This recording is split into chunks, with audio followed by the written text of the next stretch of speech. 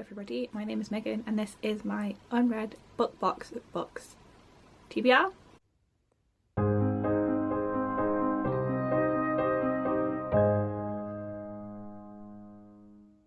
So yeah, I'm just going to go through my entire shelf of BookBox books. I'm going to start with the ones from the monthly boxes, which should be fine.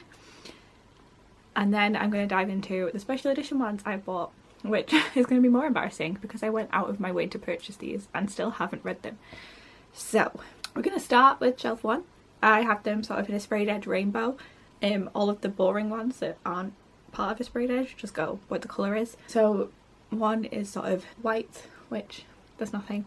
It's a yellow to orange to red to pink to purple to blue to green to like browny, blacky, fancy central edges over here. And there are some in my TBR pile, so I'll talk about those sort of last, and then we'll go through just whatever I can remember being on my shelf that is from a book box that I've bought and not read yet. So this should be so much fun. So shelf number 1, it's pretty good actually. I've read a massive chunk of them. I only have 3 books here to talk about. So we have Fire with Fire by Destiny Soroya. I think this is about dragon hunters and sisters, and that's all I know. The edges are fine, the cover is fine, I don't really like get the dust jacket art. Like, I'm not gonna display this anywhere. Like, who's gonna see this? I don't know. Like, I don't hate the foiling, but I'm not super excited about this, and I have considered unhauling, so I don't know. I'm keeping hold of it for another few months and then we'll see. Next we have Incendiary by Zaraya Cordova. I have no idea what this is about. An intense and vivid story of revolution. Interesting. Have I read anything from Zaraya Cordova before? Labyrinth Lost. No, I did fancy Labyrinth Lost and never got around to it. So this, yeah, is a revolution story about Renata, who was only a child when she was kidnapped, and she returns to the palace, I'm assuming, to wreak havoc. This I'm intrigued by, but I've not heard great things, and also I can't get like a matching edition of the sequel. If I can find the audiobook somewhere, if it ever pops up onto Scribd on my library, then I'll probably pick it up sooner rather than later, but I don't see myself really getting to this anytime soon, which is why I'm making this list to shame me, so I can count at the end how many there are and just hate myself. And the last one on shelf number 1 is a really old one. I've had this forever. It's Heart of Thorns by Brie Barton. Again, I don't really know what this is about. Oh, and Stephanie Garber really likes it, and I didn't like Stephanie Garber's book. Mia took the knife and held it high. Silver moonlight glinting off the blade. She stared at herself in the reflection. A demon in oyster silk stared back. And yet, in spite of everything, even as she stood amidst the charred cinders of her life, she felt freer than she had in ages. Powerful.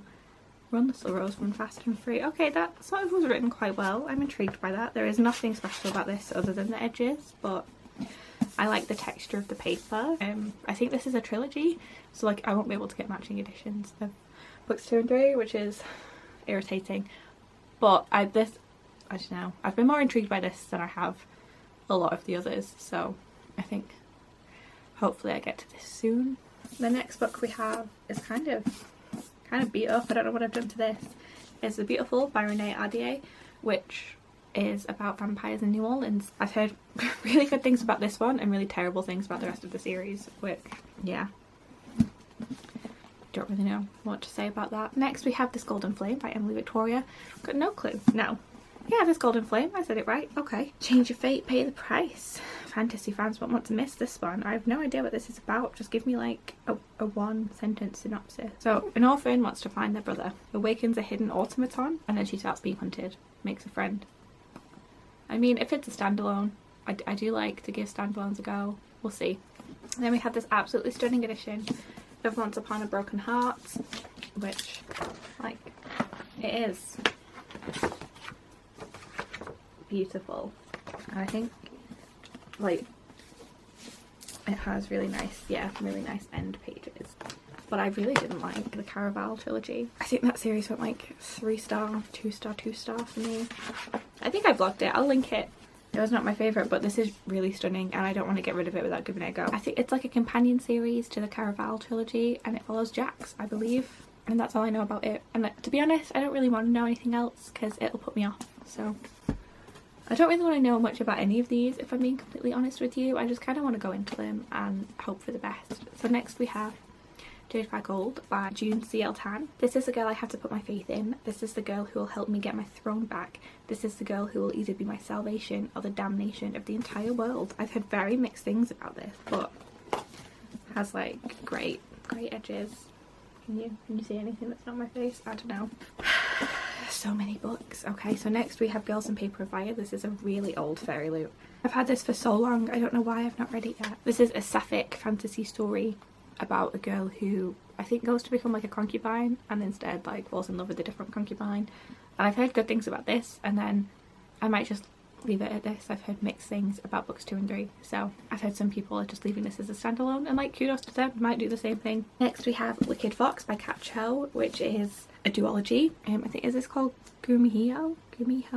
Yeah, this is a story about a teenage girl who is a gumiho, which is a 9-tailed fox, and I think it's like a cute romance but also kind of high stakes fantasy, and I do like a good duology, so looking forward to giving this one a go eventually. I was mad this audiobook got taken off of script before I got round to it, so rip me being productive with that. And the final one from shelf number 2, there's so many from that shelf, good god, is Defy the Night by Bridget Kemmerer, which is the author of A Curse So Dark and Lonely, which was also a bookbox book for Fairy Loot way back when. It had the pretty silver edges, and this is the start of a fantasy series about an apothecary apprentice.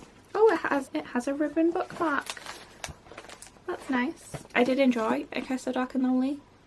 I haven't continued with the series, but I'm looking forward to starting this one. So from the first 2 shelves we have 11. Wow. I'm gonna put those back and get the books from shelves 2 and 3 and 4, and then we'll go from there. Okay, I'm back with shelves 3 and 4. I will say that there are 2 books missing from this that are in my TBR that I'll go through later, so they are definitely supposed to be on shelf 3. So the first one we have is Nocturna by Maya Motain.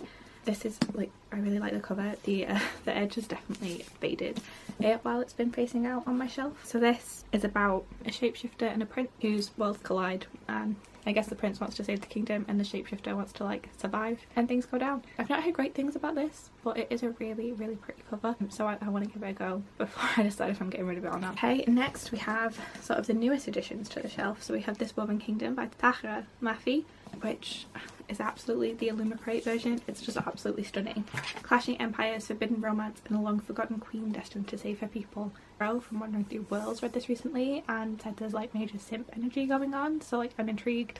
It's one of the newest additions to the shelf, so like it's staying for a while. And then we have The Girl Who Fell Beneath the Sea by Axio, which is the newest fairy loot book that I've received, which is again stunning, like the colours, everything. This is The Girl Who Fell Beneath the Sea is a magical feminist retelling of a classic Korean legend, perfect for fans of Uprooted and Miyazaki's Spirited Away. Like, cool, I've not read Uprooted.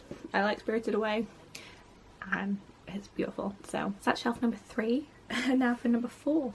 So we have the Fairy Loot edition of Witches Steeped in Gold by Sian Smart, which is absolutely stunning. I've heard nothing but bad things about this, literally nothing, but it's so beautiful, like just absolutely stunning, that I've kept hold of it. And even if I read it and hate it, I'm probably going to keep hold of it anyway because it's just that beautiful. Don't know what it's about. I think it's Jamaican inspired fantasy about sisters. And then we have Shielded by Kaylin Flanders. My world was tipping, my shattered life scattering like glass across ice. How was I to find my new place in a land where I couldn't find a place among my own people? How would I keep my secret hidden under the scrutiny of an entire kingdom? Again, I think this is a standalone. An ancient evil, a broken kingdom, and one girl with the secret to save the world. Like, it should be a fun time as and when I do eventually get round to it. Forest of Souls by Laurie M. Lee. A fairy little book back from when they weren't really doing anything. So we got a spider underneath and some just jacket art, which again I don't really see the point of. I have no family, no home, no talent other than fighting. If I'm not to be the shadow, then I am nothing. I am tired of being nothing. About Saoirse, who's training to be the Queen's next royal spy, and her plans are derailed when shamans attack and kill her best friend. I mean, I've heard good things about this. I don't know why I've not read it yet. We have Beyond a Darkened Shore by Jessica Leake. Again, nothing too fancy about this edition. In the world, there are only 2 strong enough, one born for it, the other through great sacrifice. The vision shifted to show myself, and the Northmen I am currently held prisoner. Only your alliance can save us all. No, I thought, no, I cannot join forces with my enemy. You must, war is coming. Will you fight it, Kiara of Mide? I mean, it sounds like something I would enjoy.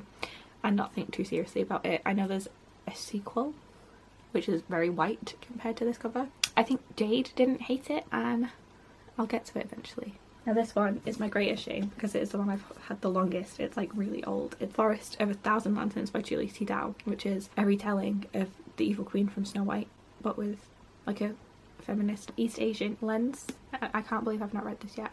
This was in my like this book will self-destruct pile, but then I didn't pay attention to that video at all. I just ignored it. That didn't happen. We're going to do a new one, we're going to ignore it, it's going to be fine, and this is going to go on it again because if I don't read this in the next year, someone needs to actually shoot me. Okay, and then we have A River of Royal Blood by Amanda Joy. I've heard great things about this, but I hate this cover. I think it's awful. Not like the cover itself, it's just, it's so shiny, and like I don't like the texture of it. I think I started this once and then didn't carry on for no reason at all. So this is about blood magic, a rare gift held most notably by the first human queen of Maya and continued through her line.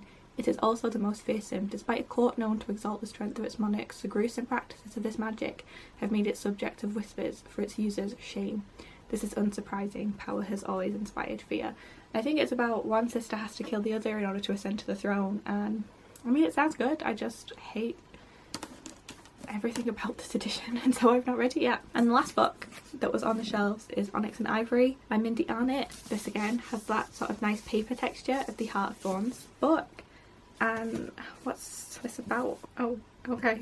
I'm intrigued by the synopsis. I hate myself. This sounds kind of terrible. I'm going to read it all out to you, and then we're not going to talk about it anymore. They called her Traitor Kate. It's a title Kate Brighton inherited from her father after he tried to assassinate the High King of Rhyme. Cast out of the nobility, she now works for the Royal Courier Service. Only the most skilled ride for the relay, and only the fastest survive, for when night falls, the night drakes, deadly flightless dragons, come out to hunt. Fortunately, Kate has a secret edge. She is wilder, born with forbidden magic that allows her to influence the minds of animals. And it's this magic that leads her to a caravan massacred by drakes in broad daylight. The only survivor, Corwin Tormain, the son of the king, her first love, the boy she swore to forget after he condemned her father to death. By their past once more entangled, Kate and Corwin must put the past behind them to face a new threat of drakes who attack in the daylight and the darker menace behind them. Now, nothing about the synopsis intrigues me apart from the fact that like she used to be in love with him and then he sentenced her father to death. Like, that's drama. I'm here for that. And I'm now more excited to read this book than I was before. Great. So I did figure out that I'd messed up my counting as I was putting the books away, because one of the books I counted in the wrong pile. So we had 3. So we had 10 and then 3. And then 3. 1, 2, 3, 4, 5, 6, 7. Great. So we're currently at 20. And now for the books currently on my TBR that I'm hoping will be off of this list by the end of April, but you never know. Okay, so the 3 books currently on my TBR. A Daughter of the Moon Goddess by Sue Lynn Tan, which is a retelling inspired by the Mid-Autumn legend, and it's just absolutely stunning. I really killed it with this edition. Like, I'm obsessed with these edges. Then we have Only a Monster by Vanessa Len, which is about a monster who is on a date with a boy and then gets sent back through time, and turns out that boy is a monster hunter and she has to team up with someone else to sort of fix things. And yeah, really pretty edges. I prefer the American cover of this, I'm not gonna lie, but apparently it's a British company, so what can you do? And the final book on my TBR is A River Enchanted by Rebecca Ross, which is the Illumicrate book from earlier this year, and I don't really know what this is about, so let me read the synopsis. So we have a magical isle with capricious spirits that find mirth in the lives of humans, and then girls start to go missing. So Adira is an heiress, and she knows that the spirits only answer to the bard's music, but there's only one bard capable of drawing the spirits forth. Her childhood enemy, Jack, who hasn't stepped foot on Cadence for 10 years, and they reluctantly start to work together, and I'm thinking maybe he gets some romance. I think the main character is a healer, I've heard, and this is just like that foiling on the author's name. Beautiful. I really like this cover. Okay, so they're the ones on my TBR, which is just another 3, so that's 23. Wow, 23 BookBox books that I've not read, which is embarrassing, but not as embarrassing as this is about to be, because I'm now going to go get all of the BookBox books I've purchased outside of my normal subscription and not read, which is just really going to shame me, and I'm not excited about it. Well, that took a while. There was a lot there. Jesus Christ, I'm so embarrassed. Okay, so let's just dive right in. Okay, so first We have Under the Whispering Door from Illumicrate by TJ Klune, a book about a man who dies. A man who lives to help the dead meets a man who died, then learned how to live. Sounds sweet. It made people cry. I loved The House in the Cerulean Sea, and this seems to have the same vibes. And this edition is just like absolutely stunning. Illumicrate killed it. And I've not read it yet. Oh, this is not technically a book box book, but I've included it anyway. So it is the Grace of Kings trilogy. Well, no, the Grace of Kings series, because there are going to be more books. Oh, it's beautiful. By Ken Liu. I just know this is like an epic fantasy series. It just has these stunning edges. I got it from the Broken Binding because I wanted them, and that's all I have to say on the matter. Alright, next I am ashamed of. So we have The Dragon Republic and The Burning God by R.F. Kuang, the Illumicrate editions with the stunning fiery edges. I'm halfway through The Dragon Republic, but I've been halfway through The Dragon Republic for over a year, so I really need to start from the beginning. I just got to a bit and I got stressed. But these books are just absolutely stunning, and I need to read them, because what if I hate them? Like, I could sell these for a fortune. Do you know how many people out there want this Illumicrate series? It's a lot. It's a lot. But like, I liked book one. Like, I really quite enjoyed book one, and I'm excited to see what the rest of the series has on offer. But when will I read it? Right, what's next? Another almost completed series to shame me. Okay, so we have Gods and Monsters and Blood and Honey by Shelby Mahurin. I've read Serpent and Dove, got the matching shiny edges from Fairy Loop. Didn't read them. This is a book about, I don't explain what any of the books are about really, have I? Poppy Wall, about, it's like a high fantasy Japanese, Chinese war inspired shit show. Very, very intense. This, less so. This is set in like a French inspired world where there are witches and witch hunters, and then in the first book there's like an arranged marriage between the two, and it's like fun. Why have I not read these? Please someone explain it to me. This one, I have no excuse for buying this one. Kingdom of the Curse by Kerry Maniscalco. I got it because the edges. Kingdom of the Wicked was book one, and it's about someone's twin sister is like killed. They go, their sister then goes out and makes bad decisions trying to find out who did it, and I didn't like it. I thought it was written badly. Everyone was going on about the atmosphere and how great the atmosphere was, like didn't see it myself, but it's so pretty, and I thought I could go uphill the next book when things are finally like going down, and I haven't read it yet. And the third book comes out soon, and it's gonna go on sale soon, and I'm gonna have to decide if I'm gonna buy it, so okay, now we have The King of Crows by Libba Bray, which is a Fairy Loop book. They're sort of newly arrived, and I've read book 1 through 3 and really enjoyed them and heard nothing but bad things about this one, so I'm scared to read it. So I think I might come October like binge the whole series and relive the glory of the first 3 books before diving into this one, because it's been a while since I've read book 3, so I need a recap of that regardless. So yeah, that's my excuse for not reading this one. Next we have A Heart So Fierce and Broken and A Vow So Bold and Deadly by Bridget Kemmerer, the sequel to A Curse So Dark and Lonely. Yeah, these are dinky little books. I have no reason to have not read these, other than I started reading A Heart So Fierce and Broken and got to page 82 and just wasn't feeling it. So I think I'm gonna need to reread A Curse So Dark and Lonely and just try and binge through the whole series. It's probably going to be a vlog at some point in the future. Probably the same for the Serpent and Dove series, like maybe for the Poppy Wall, but I feel like I'm going to need a break in between those books, so maybe not. Next we have Winterkeep by Kristen Conshaw, which is the Fairy Loop set with like the new covers, because Winterkeep was sort of coming out. They rebranded. I prefer the American ones again with the people on them. I think they're really pretty, but no one was doing hardcovers of them, so alas. And there's a new book coming out in this series now, like Seafarer or something. I have yet to read Winterkeep. I enjoyed Bitter Blue a lot. I think Fire was my favourite and Graceling was really good. Haven't read this one. I've got the audio for it, so eventually I will get to it. This is really embarrassing. We have Jade City, Jade War and Jade Legacy by Fonda Lee, which I also own the paperback of Jade City. Thanks Liam, appreciate it. And I've just not read it yet. Tell me why. And these editions are so beautiful, and again, the Illumicrate editions, people would kill me for these, so I need to find out if I like them. I think Chloe read these books in a week, so it's doable, but do I want to put myself through that? I've heard this one in particular, it like hurts people.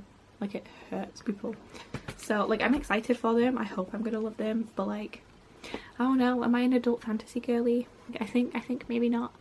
I think I like my fantasy a little bit heavier on the romance side and a little bit lighter on the everyone dies and everything is like miserable side. So we'll see. I might be making a killing once I've finally got to these books. And we just have 2 left. The first one is Our Violet Ends by Chloe Gong. I read These Violet Delights last year and I liked it fine. Like, I didn't love it. It wasn't like my new favourite series. And this is a 1920s Shanghai gang retelling of Romeo and Juliet, where Romeo and Juliet have already fallen in love and then fallen out. And yeah, the first book was good. It had like a monster, had like high stakes drama, and I'm interested to see what she actually does with the Romeo and Juliet ending in this one, like if she actually goes for it, because that's ballsy, and I think Miss Chloe Gong has the balls, so I'm scared, I'm apprehensive, and that's why I've not picked this one up yet. Like, I don't actually want to go into a YA Romeo and Juliet retelling and have the characters die, so that's on me, but at the same time, I'm putting it off. Finally, we have The Gilded Cage by Lynette Noni, which is the sequel to The Prison Healer, which I read last year. It was like a quick, easy read. It wasn't mind-blowing, but it was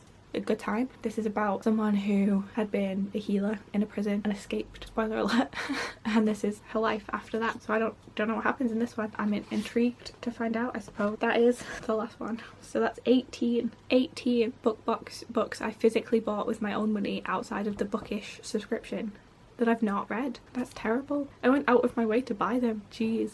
Okay, so that's 41 books that I physically own from book boxes, which is why it's a priority for me this year to try with at least 2 coming in every month for me to actually get through them. If people come out with special editions of books I have read and enjoyed, I will likely buy them, but I am going to try and limit the amount I've not. So yeah, that's everything from me. Please let me know in the comments if you've got more or less, if you think I should really get on it, if you're like embarrassed by my lack of restraint, let me know down below. Please don't come at me for asking for copies of things like the Greenbone Saga or the Poppy War books, because I'm not gonna sell them to you until I know if I like them. Okay, that's not gonna happen. But yeah, let me know which ones you think I should prioritize, and I will hopefully see you very soon with another video.